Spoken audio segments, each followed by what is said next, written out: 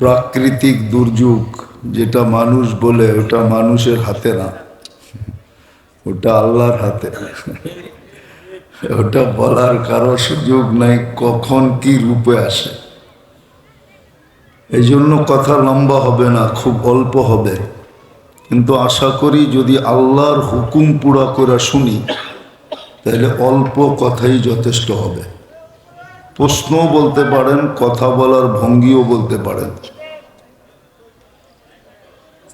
সৃষ্টির সেরা হিসাবে, সৃষ্টির ভিতরে সবচেয়ে দামি, সবচেয়ে বেশি বিবেক বুদ্ধি হিসাবে মানুষ সৃষ্টির ভিতরে সেরা। সত্য তো?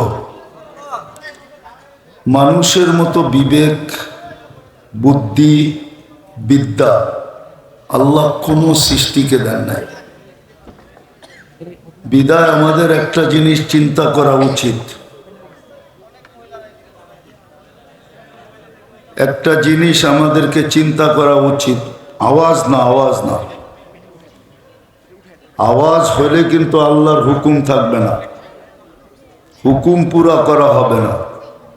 কেননা শয়তান চাবে না আমরা আজকে পুরস্কার নিয়ে উঠি, আর পুরস্কারটা কত বড় এটা আপনি আর আমি ধারণা করতে পারবো না।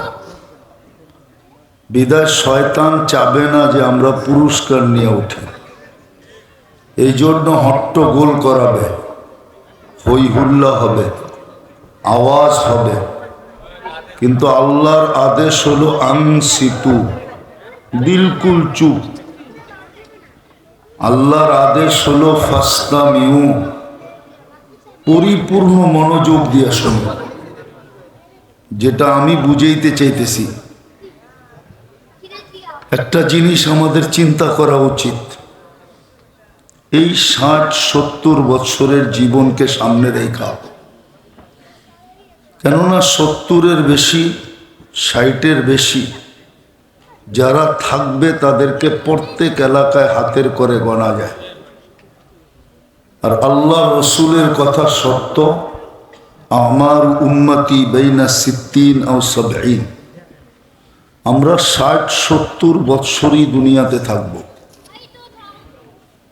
এই 60-70 বৎসরকে সামনে রেখা আমাদের একটা ভাবা উচিত যে আমি এইখানে অর্জন করলাম কি, আর ওইখানের জন্য অর্জন করলাম কি।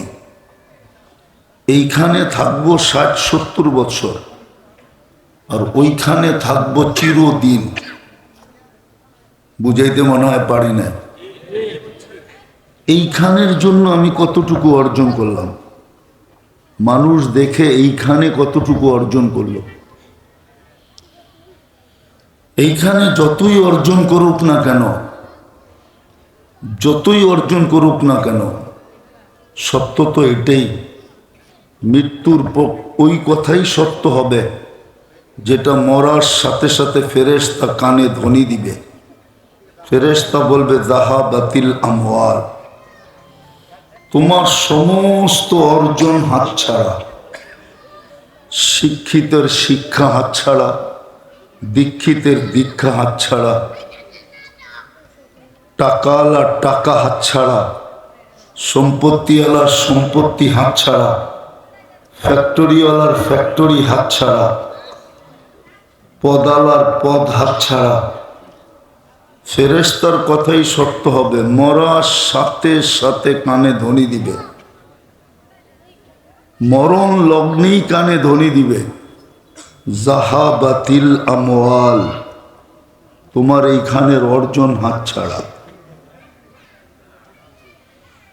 এই জন্যই তো সত্য, মানুষ দেখে যে মানুষ খালি হাত গেল, অথচ হাজারো কোটি টাকার মালিক, লক্ষ কোটি টাকার মালিক, কিন্তু দুনিয়ার থেকে খালি হাত চায়। মৃত্যু লগ্নে ফেরেশতা কানে ধ্বনি দিবে, যাহাবাতিল আমওয়াল, তোমার সমস্ত অর্জন হাতছাড়া। এই জন্য আমাদের চিন্তা করা উচিত, এই 60-70 বৎসরের জীবনের জন্য আমি অর্জন করলাম কতটুকু। পাশাপাশি চিন্তা করা উচিত করছি, মৃত্যুর পরে যে আমার চিরদিনের জীবন আসতেছে ওটার জন্য আমার অর্জন কতটুকু। এক নম্বর এটা। দুই নম্বর চিন্তা করা উচিত যে আমি এই 60-70 বৎসরের জীবনে একটু ভালো খাওয়ার জন্য, একটু ভালো পড়ার জন্য, একটু ভালো পরিবেশে থাকার জন্য, একটু মাথা উঁচা করে চলার জন্য আমি কতটুকু পরিশ্রম করি। আর যেখানে আমি চিরদিন থাকব, আল্লাহ করে যদি মিলা গেল জান্নাত, আর আল্লাহ আমাদেরকে জান্নাত দিতেই চান, নাইলে মুসলমানের ঘরে কেন পাঠাবেন? আল্লাহ যদি জান্নাত দিতে না চাইতেন তাহলে আপনাকে আমাকে উম্মতে মুহাম্মদী বানাইতেন কেন? এত বড় ভাগ্য কেন আপনার আর আমার করতেন? জানি না উদাহরণ দিলে বুঝে আসবে কিনা। যদি আমাদের ভাগ্য বড় নাই হইতো, আর আল্লাহ যদি জান্নাত আমাদেরকে দিতে নাই চাইতেন, তাহলে প্রতিদিন রাত্রে আমাদেরকে ডাইকা ডাইকা গুনাহ মাফ করতে কেন চান? প্রতি রাত্রে 3 ভাগের 1 ভাগ অতিবাহিত হয়ে যাইতে দেরি, আল্লাহ প্রথম আকাশে এসে ডাকতে দেরি করেন না, হালমিন মুস্তাগফির, কে আসিস গুনার বোঝা নিয়া? আমি চলে আসছি, হাত উঠাইতে দেরি, মাফ করতে দেরি করব না। কিন্তু আফসোস তো এখানেই, এই মজমারি কয়জন ডেলি হাত উঠায়? কয়জনই ঘুমের আগে শুধু হাতটা উঠায় বলে আমি উঠাইলাম, আপনি নাকি মাফ করতে চলে আসছেন, আমি কিন্তু মাপ পাওয়ার জন্য হাত উঠাইলাম। এই কথাটা কয়জন বলে? বিধায় আমাদের চিন্তা করা কিন্তু উচিত। দুটা জিনিস বুঝাইলাম যে আমি এই 60-70 বৎসরের জন্য অর্জন করলাম কতটুকু। কিন্তু মৃত্যু লগ্নে তো আমার কানে ধ্বনি আসবে, যাহাবাতিল আমওয়াল, তোমার সব হাতছাড়া। আর যেখানে আমি চিরদিন থাকব ওইখানের জন্য আমার অর্জন কতটুকু, আমি কতটুকু অর্জন করলাম, এটাও যোগ করা যায়। এইখানের চাহিদার কতটুকু, এইখানের চাহিদা কতটুকু। পেট ভরে গেলে আর খাওয়া যায় না, সোনা নিয়ে আসলো। কি পান্থা পাতার মরিচ পোড়া দিয়া যদি পেট ভরা যায়, তারপরে যদি চাইনিজও আনে, ওটাও পেটের ভিতরে ঢুকানো যাবে না। আর জান্নাতে তো এক এক বৈঠকে 70,000 প্লেট খাবে। একদিকে খাবে, আরেক দিকে ঢেক দিবে, আর খালি হয়ে যাবে। দুনিয়ার বড় বড় শিল্পপতি আছে, ডেলি যদি 20-12 কাপড় চেঞ্জ করে, তো বাড়িওয়ালারই বলবে পাবনায় নিয়ে যাওয়া মনে হয় দরকার, নাইলে ঘন্টায় ঘন্টায় কাপড় কেন চেঞ্জ করে। কিন্তু সে যদি বলে যে আমার তো অর্থ আছে, সমর্থ আছে, আমি চেঞ্জ করলে অসুবিধা কি? কর্মচারী সবাই মানলেও কিন্তু বাড়িওয়ালারা মানবে না, বলবে মাথাটা মনে হয় কেমন কেমন হয়ে গেছে, নাইলে ডেলি 20 বার কেন কাপড় চেঞ্জ করে। জান্নাতে তো 70 বার চেঞ্জ করবে। দুনিয়ায় তো 2 রুম হইলে চলে, স্বামী স্ত্রী, একটা বাচ্চা, 2 রুম হইলেও বেশি, ঠিক না? বেশি না? একটা কামরা খালি থাকে না? কি বুঝাইতে পারছি? জান্নাতে তো এই দুনিয়ার 10 গুণ সবচেয়ে ছোট বাড়ি দিবে, সবচেয়ে ছোট। ওটা বাঙালি পাবে না, যে পাবে ওর নাম লেখা আছে। সবচেয়ে ছোট বাড়ি।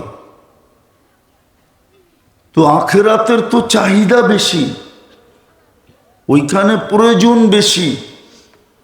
কেন এক প্লেটে এখন পেট ভরে, ওই সময় ভরবে না, 70,000 প্লেট খাবে। শুধু খানা খাবে নাকি? ফল ফ্রুট কোথায় যাবে? দুনিয়ার যত প্রকারের ফল আছে ওটা প্রত্যেকের জান্নাতে থাকবে। এটা ছাড়াও আরো হাজারো হাজারো আইটেম নতুন থাকবে। তাহলে সোজা কথা, আমি এইখানে অর্জন করলাম কতটুকু?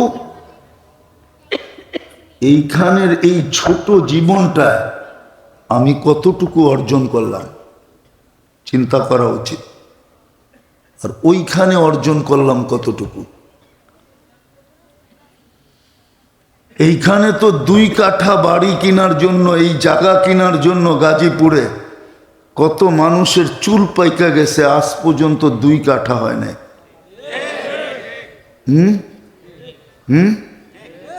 হইলেও শুধু জায়গাটা হয়েছে, কোনো মতে একটা টিন শেড হয়েছে, কিন্তু একটু 2টা ইট বসানোর সুযোগ এখনো হয় নাই।